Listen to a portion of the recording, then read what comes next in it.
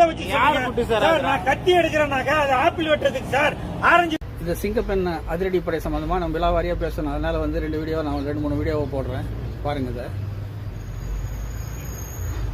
பவன் கல்யாண் பக்கத்து மாநிலத்தினுடைய ஆந்திராவுடைய துணை முதல்வர், அவருடைய ஒரு படம் எனக்கு ஞாபகம் இல்லை.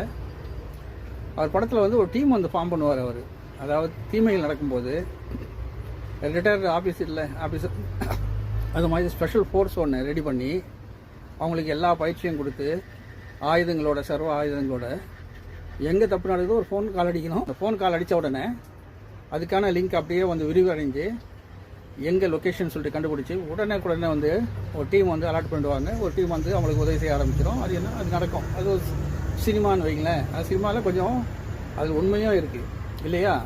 ஒரு ஸ்பெஷல் ஃபோர்ஸு, அவங்களுக்கான ட்ரைனிங்கு, அவங்களுக்கான ஆயுதங்கள், அந்த கோஆர்டினேட்டு, கேப்டனு அப்படின்னு சொல்லிட்டு ஒரு தனியாக ஒரு குழுவே இருக்குது. ஆனால் இப்போது நம்ம இந்த பெண் போலீஸ் இருக்காங்கல்ல, அது சிங்கம் அதிரடிப்படை. சிங்கம் மாதிரி தெரியல அவங்க பார்த்தாவே.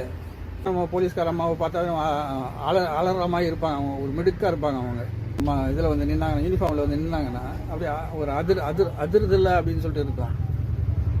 அதை விட்டுட்டு இவங்க வந்து அப்படியே இன்செட் பண்ணிட்டு வந்து நின்றுட்டு, நான் யார் தெரியுமா, நான் சிங்கப்படை பாருங்க, பனினை பாருங்க அப்படின்னு சொல்லிட்டு அப்படியே திருப்பி பனினை காட்டிக்கிட்டு, இன்னொருத்தர் ஐயோ சுரேஷா என்ன, சாரி அவன் பேர் எனக்கு தெரியாதுங்க, சுரேஷ் நினைக்கிறேன், ஞாபகத்தில் இருக்குது.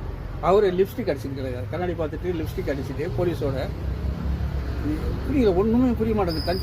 கன்ஃபியூஸ் உண்மையிலேயே எனக்கு கன்ஃபியூசிங். இப்போ கன்ஃபியூஸ் ஆகிட்டு. ஏன்னா போலீஸுன்றது நண்பர்கள் ஒரு பக்கம் இருந்தாலும் அவங்களுக்காக அதிகாரம், அந்த கெத்து இருக்குல்ல, அந்த கெத்து அதில் இல்லாமல் சாதாரணமாக வந்து நான் வந்து சிங்கப்பெண் அதிரடிப்படை இது பாருங்க என் பனின்னு காட்டினான்.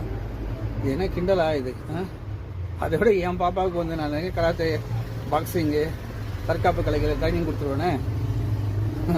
அழகாக ஒரு 3 மாதம் எங்கேயாவது ஒரு இன்ஸ்டியூட்டுக்கு அனுப்பணும், சூப்பராக கற்றுக் கொடுத்து அவங்க பெல்ட்டோடு அனுப்பிடுவாங்க.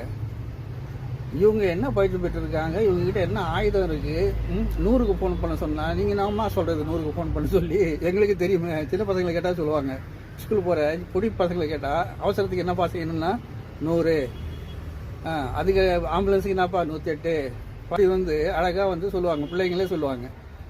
நீங்கள் வந்து 100 சொல்கிறதுக்காக சிங்கப்பெண் அதிரடிப்படை என்னம்மா இது? அவரும் வேறு கூட சேர்த்துக்கின்னு யாரோ அந்த லூசு சுரேஷா, தப்பாக வருது, சாரி, அந்த சுரேஷை கூட சேர்த்துக்கிட்டு அவர் ஒரு லிப்ஸ்டிக் அடிச்சுக்கின்னு அவர் என்னமோ இங்கே ஸ்கூல் பட்டையில் காட்டிக்கின்னு அவரையே நீங்கள் சேர்க்குறீங்க. யார் அவர்? Whose is man? ஒன்றும் புரியலையே. யார் அவர்? எனக்கு ஒன்றுமே சத்தியமாக புரியல எனக்கு அவர் யாருன்ட்டு. ஒரு போலீஸில் ஏதாவது ஒரு இது இருந்தால் சாரி, எனக்கு தெரியாது. ஆனால் போலீஸோட ஒரு மிங்கிலார் ஒரு சாதாரண சிவிலியனாக ஒரு நடிக்கிறாருன்னா நான் கடுமையாக வந்து கண்டிப்பேன். நீங்கள் வேறு, அவர் வேறு. நீங்கள் வந்து அரசு துறை சார்ந்த நபர்கள், எங்களுக்கு பாதுகாப்பு தர வேண்டியவங்க, எங்களுடைய குடும்பத்துங்களுக்காவது பாதுகாப்பு தர வேண்டியது. வாக்களிச்சிருக்காரு சிஎம், வாக்களிச்சிருக்காரு எங்களுக்கு பாதுகாப்புன்னு சொல்லிட்டு. அதில் கொண்டு வந்து ஒரு நடிகரை கொண்டு வந்து உள்ள விட்டுட்டு அவரை லிப்ஸ்டிக் அடிச்சிக்கின்னு மேக்கப் பண்ணிக்கிறது, அதெல்லாம் வந்து நீங்கள் ஷூட் பண்ணி போட்டு காட்டுறீங்களே, நியாயமா? அம்மனிங்களா பார்ப்பாங்களா? பொண்ணுங்களா?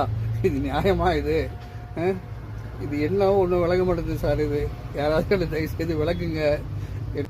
பார்த்தா இவங்க எந்த விதமாக இவங்களை காப்பாற்றுறது நம்ம ஓடி போன என்ன மாதிரி தாத்தாக்கள் தான் ஓடி போய் அப்போ கற்றுக்கின குத்து சண்டை இல்லை கராத்தே எல்லாம் வச்சு இவங்களை காப்பாற்றி இவங்களை கொண்டு வரணும் போல் தெரியுது நிலைமை. ஐயா சிஎம் ஐயா, what is this bro? What bro?